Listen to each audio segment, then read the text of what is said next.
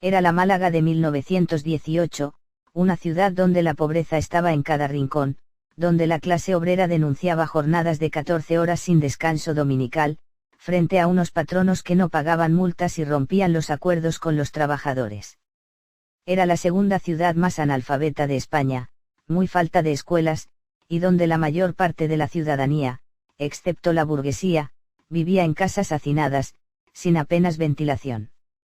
Caminar por las calles de algunos barrios era recibir el hedor penetrante de los mataderos clandestinos, de aguas estancadas y suciedad, que provocaban picos de enfermedades como la viruela o el paludismo. Y también era la Málaga del hambre, donde los patronos burgueses hacían caja vendiendo sus productos en el extranjero, dejando sin ellos a la población local, que tenía que conseguir esos alimentos en el contrabando y pagarlos más caros. Todo ello en el contexto de la crisis de la filoxera y de la industria en Málaga, que había caído frente al crecimiento capitalista de Cataluña o País Vasco. El precio del pan, el alimento básico, había alcanzado las 12,55 pesetas kilo. Otros productos de primera necesidad también tenían un precio desorbitado, como el pescado o la patata.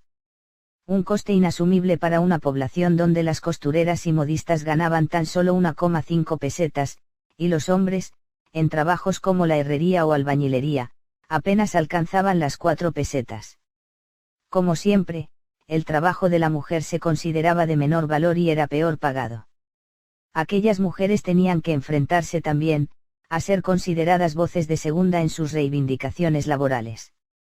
En los patios de las casas, en pleno frío de enero y con el comienzo de una epidemia de gripe que azotaría a la ciudad, las mujeres hablaban entre ellas para organizarse indignadas, con el hambre apretando en sus estómagos y en los de sus familias. Era una situación insostenible. Y sin ser conscientes, entre aquellas reuniones imprevistas, estaban dando inicio a 12 días de revueltas populares, encabezada por ellas mismas. Así llegaron 800 mujeres delante del gobernador, Rodríguez de Rivas, quien escuchó sus gritos de demanda. Encabezaban esa manifestación un grupo de 8 obreras, según describía el diario El Regional, Dolores Guerrero, Bernarda Martín, María Núñez, María Rodríguez, Antonia Jaime, Concepción Mesa, María Pareja y Dolores Fernández. Aquella noche, esas mujeres, entre las paredes de sus casas, sabían que ya no había vuelta atrás. Les respondió que se tomaría medidas pero, no satisfechas con la solución y ante la urgencia de la situación, fueron hasta el ayuntamiento. La presión era su única arma. Concepción Mesa, obrera de la industria de la almendra, informó de sus peticiones al alcalde liberal, Salvador González Anaya. Luego, el grupo de mujeres avanzó hasta la Alameda principal, el punto de reunión de la sociedad. Allí, Concepción, subida en una silla, anunciaba dar un plazo de 48 horas para la bajada del pan o se reunirían para nuevas movilizaciones a partir del día 11. Aquella noche, esas mujeres, entre las paredes de sus casas, sabían que ya no había vuelta atrás. Estaban dispuestas a llegar donde hiciese falta. La prensa, que no había logrado servir de presión al poder, admitía en sus páginas el desempeño de las mujeres en esta lucha. Es justo reconocer que lo deberemos a la actitud de las obreras, de las proletarias, de esas hijas del trabajo, en cuyos hogares es donde realmente se puede apreciar la intensidad de un problema sin precedentes, publicaba el diario El Regional. En ese plazo, el alcalde se reunió con los responsables del encarecimiento de estos productos, que se negaron a bajar su precio. Entre ellos, agricultores, almacenistas, harineros y exportadores. Ante la amenaza, el alcalde respondió con establecer una tabla reguladora y, ante la medida, la oligarquía se unió hasta expulsar de la alcaldía al regidor, e incorporar al conservador Mauricio Barranco. Era el tercer alcalde en 3 meses. La ganancia de los acaparadores se tambaleaba, y no estaban dispuestos a ceder parte de sus beneficios económicos. El 13 de enero, el diario El Popular, anunciaba que el día siguiente se realizaría una asamblea en la sede de la Juventud República, en calle Beatas. Antes de la asamblea, el diario ABC, recoge que las mujeres sacaron en el muelle el pescado destinado a la exportación y lo subastaron a bajo precio, mientras otro grupo requisó los sacos de patatas. Como estaba previsto, se convocó una asamblea en la zona acordada, que era un trasiego continuo de personas, que rebasaron las instalaciones. Unas 2000 mujeres acudieron a esa llamada y otras 6000 personas se quedaron fuera del local. Entre el tumulto, antes de comenzar la reunión, algunas mujeres gritaban: "El pan a 4 gordas.